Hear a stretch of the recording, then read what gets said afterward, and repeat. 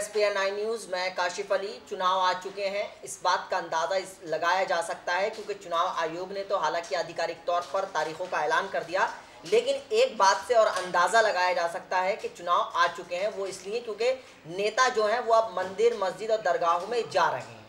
तो अब ये अंदाज़ा पूरी तरह से साफ होता जा रहा है कि अब देश में चुनावी माहौल है। अब आपको राजनेता जो हैं वो किसी दरगाह पर जाते नजर आएंगे, प्रियंका गांधी पूजा करती हुई नजर आ रही हैं और प्रधानमंत्री नरेंद्र मोदी भी आपको बहुत जल्दी मंदिरों के दर्शन करते हुए नजर आएंगे।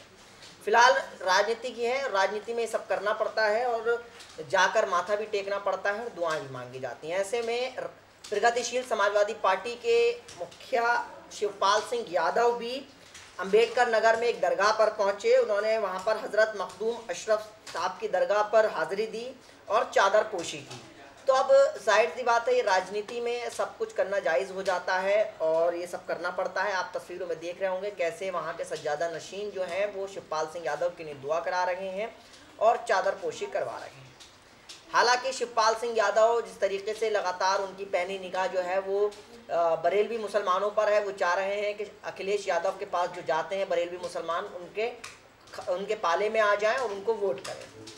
हालांकि वहां जब वहाँ शिवपाल सिंह यादव पहुंचे तो पत्रकारों से उन्होंने बात कही और कई मुद्दों पर उन्होंने खुल के बात की। उन्होंने साफ तौर पर कहा कि वो अभी 2-3 दिन, कल या परसों में आने वाले वक्त में लिस्ट जारी कर देंगे प्रगतिशील समाजवादी पार्टी की, और साथ ही साथ वो गठबंधन में कह रहे हैं अभी सफलता नहीं मिली है, लेकिन वो कांग्रेस से और बाकी दलों से संपर्क में है और बहुत ही जल्द वो कोशिश में लगे हैं।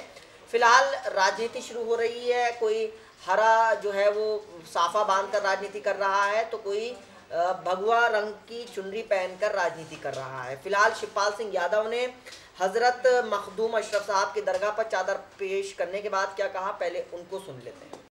और हाजिरी देने आए हैं और हाजिरी दे करके अब चुनाव के मैदान में जाना है। देखिए, अभी हम कल तक फर्स्ट, सेकंड, थर्ड के बहुत से प्रत्याशियों का डिक्लेरेशन करेंगे।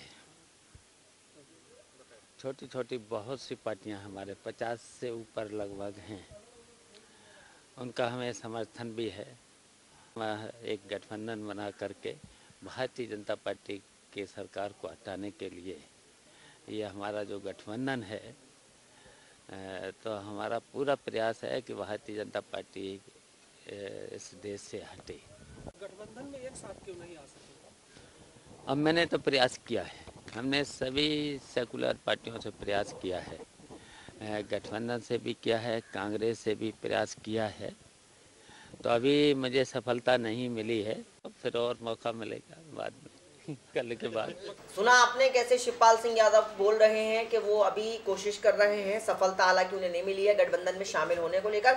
लेकिन अब सवाल ये खड़ा हो रहा है कि आखिर जब दो चुनाव आते हैं तो क्यों ये राजनेता जो है वो दरगाह, मंदिर और मस्जिदों की राजनीति शुरू कर देते हैं? क्या इनके पास जो है वक्त जो है वो 5 साल का जो वक्त होता है उसके बीच में तो ये नज़र नहीं आते, लेकिन जब चुनाव करीब आ जाते हैं तो इस तरीके की चीज़ें और तस्वीरें देखने को मिलती हैं। सवाल ये उठता है कि क्या शिवपाल सिंह यादव अखिलेश यादव के पास जो कोर वोटर है मुसलमानों का, क्या उसमें सेंध लगा रहे हैं?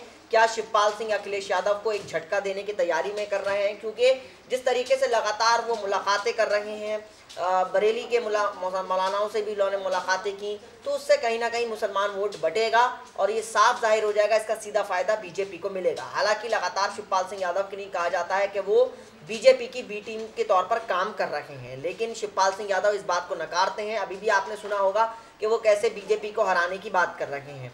लेकिन अब देखना यह है कि किस तरीके से अखिलेश यादव पूरी तरह से इस वक्त आश्वस्त हैं कि वो 2019 के लोकसभा में जो मायावती के साथ गठबंधन किया है उसमें काफ़ी सीटें जीतेंगे। लेकिन अब शिवपाल सिंह यादव जिस तरीके से अपना सेंधमारी कर रहे हैं, मुस्लिम इलाकों में सेंधमारी कर रहे हैं, मुस्लिम जो संगठन है, जो मुसलमान काफ़ी मजबूत हैं, जो दरगाह को मानने वाले लोग हैं, उसमें सेंधमारी कर रहे हैं, तो क्या उससे फ़ायदा मिलेगा या नहीं, आने वाला वक्त बताएगा। फिलहाल आज के इस प्रोग्राम में इतना ही। हमारे साथ जुड़े रहिए, देखते रहिए SPN9 न्यूज़। और एक हम आपको आखिरी सवाल के साथ छोड़ जाते हैं, क्या शिवपाल सिंह यादव क्या दरगाहों की राजनीति करके क्या सीटें हासिल कर लेंगे उत्तर प्रदेश की? आप अपनी राय हमें ज़रूर दें। नमस्कार।